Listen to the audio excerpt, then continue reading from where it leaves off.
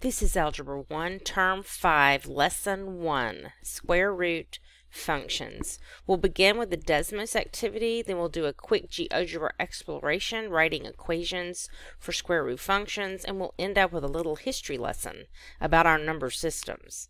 So let's begin in Desmos. The Desmos classroom activity will take about half your time. There are 16 screens. In the first screen, students will discover there is a relationship between the parabola and the square root function, which is really just half of a parabola. Then they will look at the characteristics of the square root function. They will talk about things like domain, increasing, all the different things we've talked about with the graphs of functions in the past. Domain and range is pretty heavy in this assignment, so students that have struggled in the past determining the domain and range from graphs and equations, they'll have another opportunity to work with that on this assignment. In this problem, they're adjusting values for a, h, and k to move this parabola so that the stars are all captured. So this is a parabola. This is definitely not a square root function. But then we're going to apply that to a square root function on the next screen. We're still adjusting the values for a, h, and k, but this time with a square root function. And again, and again. What is the domain of this function? Consider how this function compares. We've already established the domain of the parent function in an earlier screen, so now that we've moved the function, we've moved the domain. How far did we move it, and in which direction? Now think about the range. What variable is associated with range? And which direction do we move when we talk about range? In this one, students will highlight the graph. Each of these screens, most of these screens, have teacher moves and sample responses, so be sure to check those. On these, I'm asking students to use these tools over here to mark the axis to identify the domain of the function. On screen 11, they'll be highlighting the part of the y-axis that reveals the range of this function. Here they're going to mark the endpoint that is in the graph. So the square root function has one side that goes on indefinitely and one side that stops. So they're looking for that endpoint, and when they do identify the endpoint, that actually helps them identify the range for the function. Here they're analyzing the graph and selecting two statements that are true. Here they're asked to mark an endpoint of the graph. Does that endpoint represent a minimum or a maximum point? Here they're going to select two statements that are true about this graph.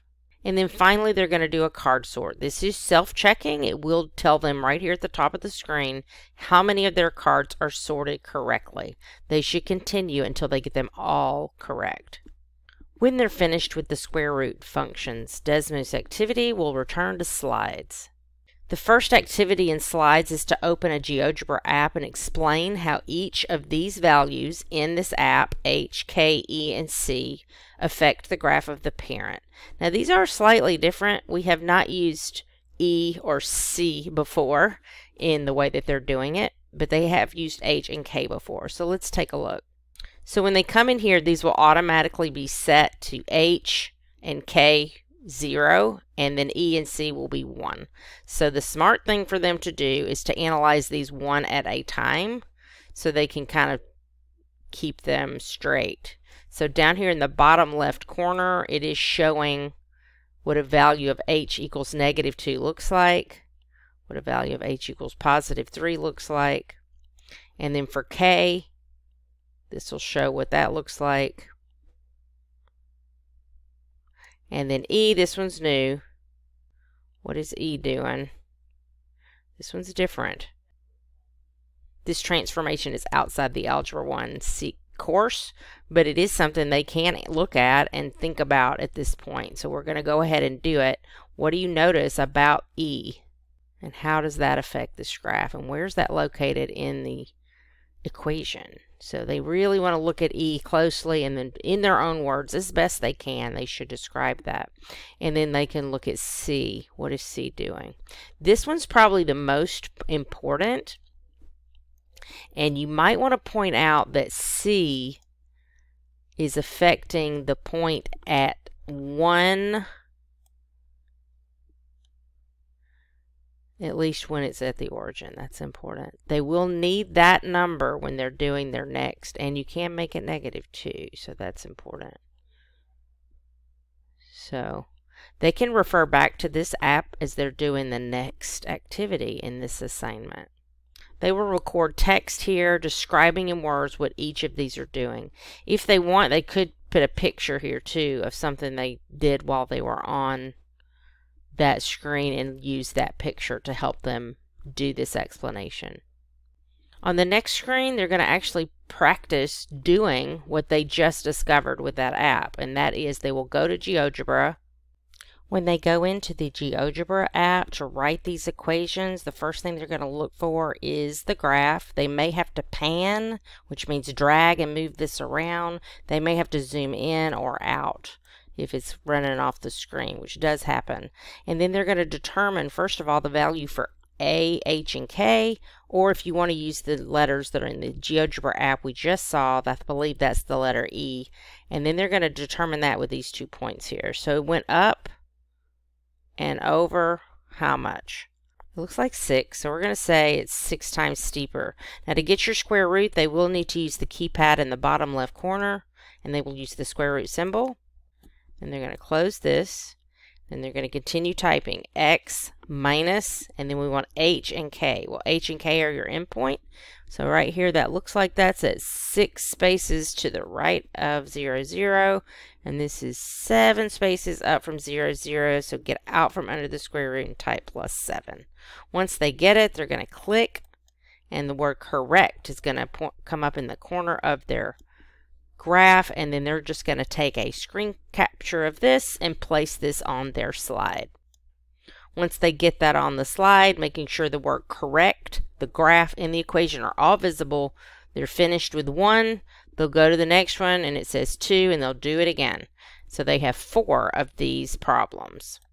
It is important that students click this button that says New Problem to get a different problem for each of the problems in their slides. The next screen, they will go to Mathagon and learn a little bit of math history about our number system. First, they'll click on this link to read the article.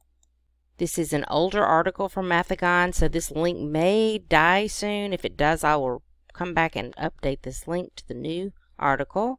But here we have some definitions and the historical development of our number system with natural numbers, rational numbers, real numbers. We're getting a little too with transcendental numbers. I did not include that in their slide, but some students may find that interesting. So they can stop as soon as they've answered the questions on the slide, and those include what is the square root of -1, what are natural numbers, what does the Z symbol stand for and give examples, and what does the Q symbol stand for. So pretty simple. They don't technically need to read most of that article to get most of those answers. On the next screen, they will take the numbers that they see on the side of the slide here, and they will drag those into place into this Venn diagram. For students that have forgotten what a Venn diagram is and how it works, I've given a little bit of a descriptor down here in their show notes. Everything inside of a circle is included in that set. These aren't really circles, but you get the idea. Everything within this boundary line is a real number, including all these different types of numbers: rational, irrational, integers, whole numbers. Everything inside the integers boundary line, whole numbers, natural numbers, those are also integers. What you are seeing here is an Ed puzzle video. It is kind of hard, I'll be honest, for a lot of kids to sit through a 20-minute history lesson, but that's exactly what this is. It's a very old, grainy video, but it's really good information, so I threw it in here. There are multiple choice questions throughout to help them stay focused. And that concludes our square root functions lesson. Next time we'll do some applications. Y'all have a great day.